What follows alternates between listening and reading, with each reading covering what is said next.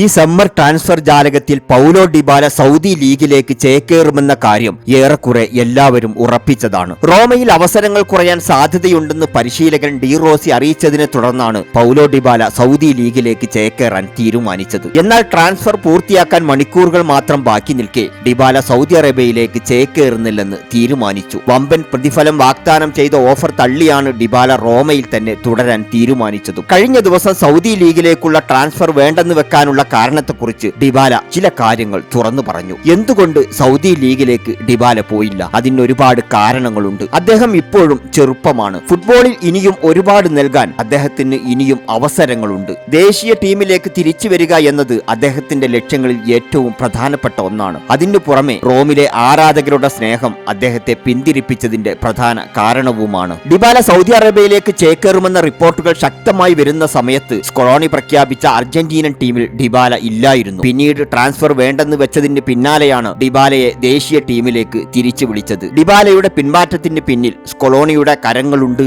എന്നത് വളരെ വ്യക്തവുമാണ്. നിങ്ങൾ ഈ ചാനൽ സബ്സ്ക്രൈബ് ചെയ്തിട്ടില്ലെങ്കിൽ ദയവ് ചെയ്ത് ചാനൽ ഒന്ന് സബ്സ്ക്രൈബ് ചെയ്യുക.